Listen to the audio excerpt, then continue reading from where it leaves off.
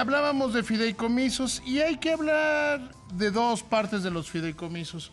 Uno, los periodistas, que digo yo, que somos de aire acondicionado y alfombra, siempre tenemos una profundísima admiración a periodistas como tú y como los que representas, Gildo Garza, presidente de la Asociación Mexicana de Periodistas Desplazados y Agredidos y relator de agravios a la libertad de expresión en México.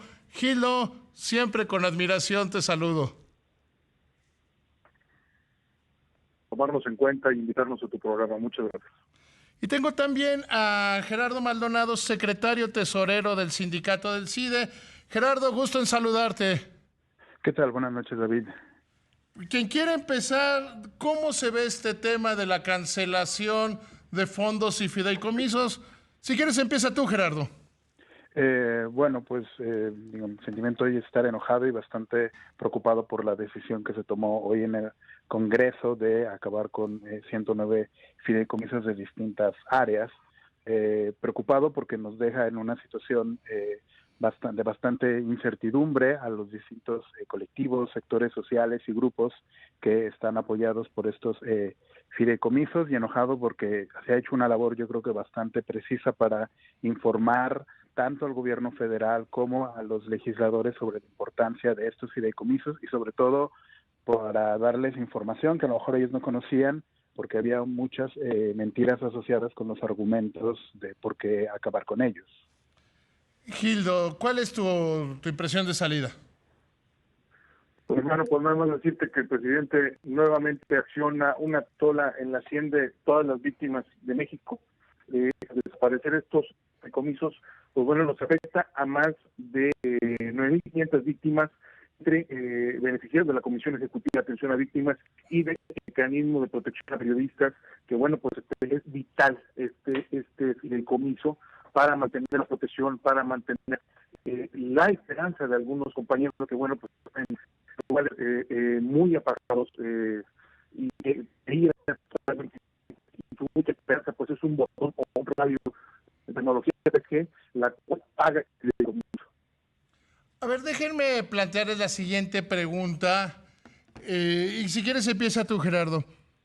Yo me voy a poner en el papel de abogado del diablo. Ha dicho el secretario de Hacienda, me lo dijo hace unos días aquí en estos micrófonos, que se van a seguir entregando los apoyos, que lo único que va a cambiar es la manera de hacerlo. ¿Te tranquiliza esta explicación?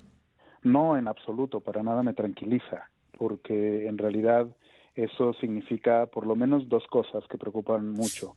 En primer lugar, que en realidad el dinero que tiene Hacienda y el presupuesto federal se hace anualmente, y los fideicomisos, una de las ventajas, te lo podrá decir cualquiera, es que en realidad puedes ejercer los recursos de manera multianual, porque los proyectos son de mucho más largo aliento para cualquiera de los colectivos, es decir, las víctimas o los científicos o la cultura o las humanidades.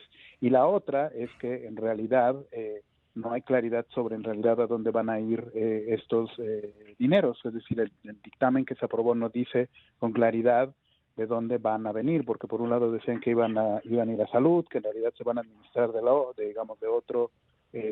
con otros mecanismos, y la otra cosa que me preocupa es que eso implica que entonces el gobierno federal, gracias a la aprobación del Congreso, va a tener mucho más control sobre el trabajo que hacemos nosotros y que hacen otros grupos, es decir, nos quita autonomía en ese sentido.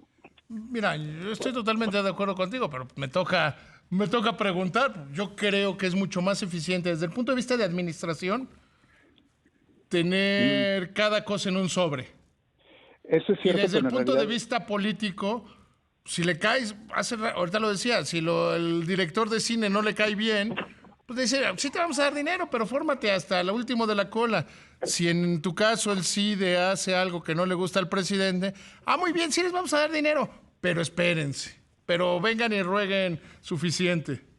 Claro, y uno no tiene que hacer el trabajo, uno no tiene que rogar para hacer el trabajo, pero además para nada es cierto que sea mucho más eficiente. O sea, es mucho más eficiente tener estos fideicomisos, sobre todo porque sin duda permiten un lapso mucho más largo, y la otra es que se toman decisiones de manera colegiada.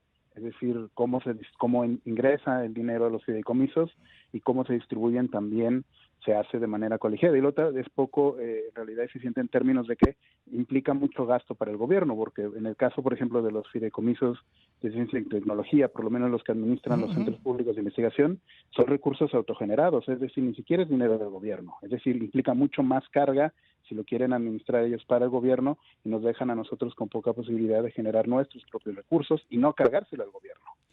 Gildo, retomo esta parte.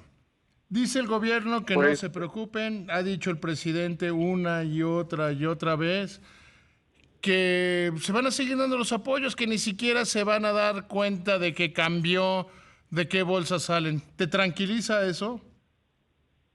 No, la verdad no, David, porque está afirmando que el no sujeto legal estaría a partir del 1 de enero.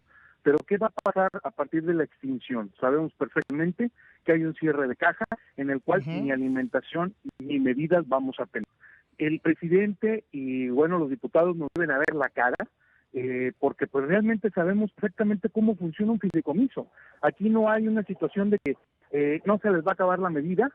No creo que las empresas, así como está ahorita la situación del COVID a nivel nacional, vayan a fiar seguridad, alimentación y medidas para las personas que están siendo beneficiadas por este fideicomiso. Realmente es una vil mentira, pero no le puedes ganar porque pues, ellos tienen la mayoría absoluta. Ya lo mostré en la mañana, con el peloteo de la decisión, la extinción de estos fideicomisos. Entonces, es realmente preocupante, como vuelvo a repetir, que al presidente no le interesen las víctimas de este país, David. En ese sentido, ¿cuál es la posición de los que tú representas, de estos periodistas que han tenido que abandonar su casa, que han tenido que abandonar muchas cosas para preservar la vida y poder ejercer su trabajo? ¿Cuál es el sentimiento que recoges de ellos, Gildo? Pues un enojo, una impotencia, David, y pues nosotros ya estamos preparando las estrategias legales que vamos a poner por estos daños que van a ocasionar con esta extinción de fideicomisos. Y bueno, pues ya en las próximas horas se irán dando cuenta de que, pues bueno, nada más no somos de palabras los periodistas que hemos sido agraviados y que hemos sido pisoteados por este sexenio, por esta administración, la de López Obrador, que aparte de ser la más sangrienta para los periodistas, desde Peña Nieto y Felipe Calderón, con más de 20 asesinatos de agentes de la libertad de expresión, todavía nos pone más en riesgo, dándonos el fideicomiso que nos mantiene vivos a más de 1.500 personas y sus familias. Eso lo vamos a tener que llevar a instancias internacionales y estamos en las estrategias legales. ¿Estrategias legales como cuáles serían, Gildo? Amparos colectivos y bueno, pues demandas por lo que resulte por este daño, porque la extinción es totalmente inconstitucional. El fideicomiso está funcionando para salvar vidas y no tienen por qué no tienen un argumento legal. El tema es que este fideicomiso está funcionando, está salvando vidas, a pesar de que, bueno, acaban de asesinar a otra persona beneficiaria en Baja California estos días. Sabemos perfectamente que ha defendido más vidas que las que han asesinado. Entonces, no hay por qué quitarlo. Es un fideicomiso que está totalmente transparente. Hasta el mismo mecanismo, los mismos diputados y senadores han dicho que este fideicomiso del mecanismo ha sido totalmente transparente porque ha entregado facturación de todo lo que se ha gastado. Entonces, aquí nosotros no tenemos la necesidad de estar desplazados o estar bajo este mecanismo si realmente el Estado mexicano nos diera las garantías para poder ejercer la libertad de expresión y nuestro trabajo como debe ser. Pero bueno, tenemos que estar en esta condición, no es por gusto que estamos en esta situación de arrestamiento forzado interno o bajo medidas cautelares del mecanismo. Ustedes, Gerardo, ¿qué están pensando después de este ya hecho legislativo? Bueno, compartimos en buena medida lo que acaba de decir mi compañero.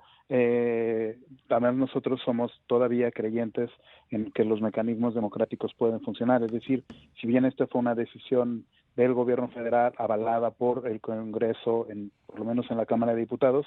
Sabemos que existen otras instancias en las cuales todavía confiamos, es decir, todavía esto tiene que pasar por el Senado y vamos a estar ejerciendo el mismo control y más fuerte, de hecho, en el Senado, y si no, de todos modos, como lo acaba de decir, existen mecanismos desde el Poder Judicial para asegurar pues el dinero que a nosotros nos corresponde y que les corresponde a todos los demás, porque además, como lo decía, es digamos, la propia minuta en términos legales es bastante endeble.